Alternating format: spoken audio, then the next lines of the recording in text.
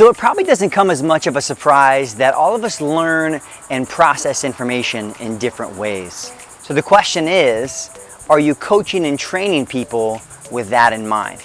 Because much like our educational system in teaching, if you approach coaching and personal training this way, you're sure to leave some people behind. Unfortunately, there's going to be people that you end up failing because we're not giving them the right method of learning or the right method of solidifying the exercises or the information we want them to get. I'm going to take a guess that if you're watching this right now, that's probably not something that you want to be known for. And let's be honest, if you think learning grammar was hard, try performing a single leg RDL while your coach is simultaneously telling you to engage your glutes, tighten your core, drive through your foot, and you're like, what's going on right now?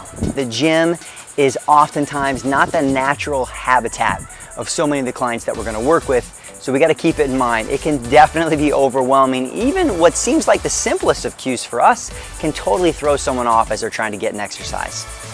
You might be familiar with our three primary types of learning and learners, but I want to explain the three types of learners as it relates to the gym and how as a coach you can make sure that you hit each one of those very simply every time you go about showing a new exercise. The first learning type that you might find in your average gym goer is going to be someone who is a verbal learner. That means that they're very good at just picking up on the verbal cues that you give, and they can hear you explain something and probably execute it pretty well. But it's not just the people who pick up verbal learning really well naturally, it's how can we use verbal learning skills and cues to help individuals better get an exercise. This is where analogies become really valuable when trying to help someone get it. Analogies allow us to draw on information that we already have, which helps us make stronger connections in the brain into what this movement is supposed to feel like and what it should look like because we've done it before. We really can consider analogies to be somewhat of like a hack for learning faster and making stronger neural connections that are going to stay with them after that single training session. A good example of this would be like sitting back onto the toilet when you're explaining to someone how to squat. Or maybe you're trying to coach someone how to do an RDL and you cue them to stick their butt towards the back wall. And they get that. They're like, okay, cool, yeah, I know what that feels like to push my butt towards the back wall. Maybe you want to even make it a little bit more memorable and tell them to crack a walnut at the top of their squat. Whatever it is, you want it to draw on their senses and you want it to connect to something that they already know. And I know it's a little silly, but cracking a walnut with your butt cheeks is going to stick with you. Our second learning style you'll find in the gym is going to be our visual learner. And this is probably a lot of you who are watching this video. Many personal trainers or fitness enthusiasts who've been doing it for a long time and tried lots of different types of exercise, many times can pick up a movement just by seeing it. This may not always be extremely common, especially if someone's a beginner or maybe they don't have an extensive athletic background. One thing to keep in mind about visual learners is it's not just about those people who can see an exercise and mimic it pretty well, but it's also about using imagery and visualization and accessing that visual portion of our mind. If you have somebody who you know is very much a visual learner, then you're going to want to make sure that as a coach, you're demonstrating the exercises in a way they can see it clearly, which makes sense, but you also want to show them angles that are important, multiple angles. If you're talking about sitting your hips back into a squat, you want to make sure that visually you're not facing that person straight on, or they can't really see what you're talking about getting them to do.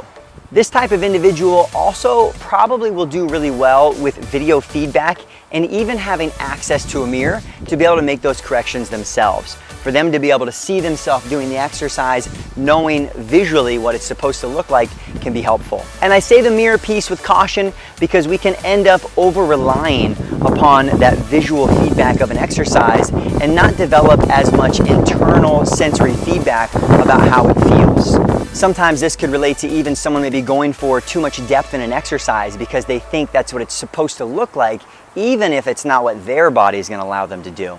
But either way, you're usually going to know when you have a visual learner, they're going to be able to see what you're doing, pick it up pretty quickly with slight tweaks and modifications. And the third of our learning types that you're going to find in the gym is going to be the kinesthetic learners, those who learn by tactile touch. These individuals learn best by actually doing the motion and then learning from the feedback. They may also respond really well to actual physical cues. For example, like squeezing the shoulder blades together. You may verbally explain that to a client, but if they're really a strong kinesthetic learner, just a simple touch in between the shoulder blades is going to activate what you're looking for.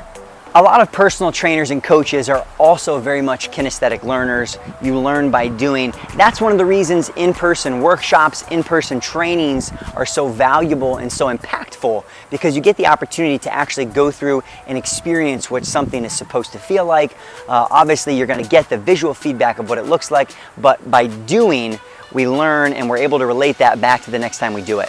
Hands-on coaching cues can definitely be a game changer here when they're done appropriately, of course. But just with a simple touch on the shoulders, on the hips, different areas of the body, it can help a lot of people just get it much faster than if you're trying to show them what to do, you're trying to explain it, but just the physical touch.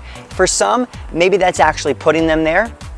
Although I would say I wouldn't want to over-rely on putting someone in the right position, because if we're putting them there, then they may oftentimes only rely upon us to put them in the right position rather than learning what it feels like. But there's big value. Let's say you've got a client who really is not understanding how to set their pelvis when they're going into a bridge, and just a simple cue to help them understand that the pelvis is supposed to rotate forward before they go up into that bridge can definitely help them get it much faster. Another pretty good example might be some of your clients who they walk in and they're super trappy already, and you're like, yo, hey, push those shoulders down. They're like, oh wow, I didn't even know they were up there, just to bring some physical awareness to what's happening in their body.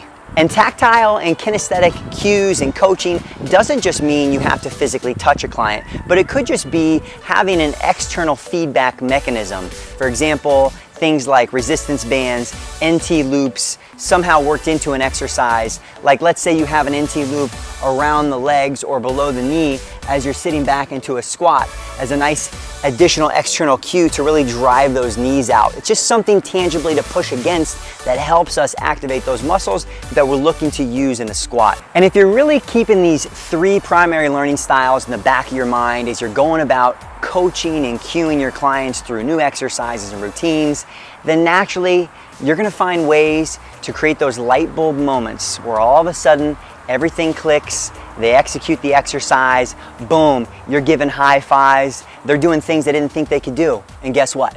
That's what it's all about.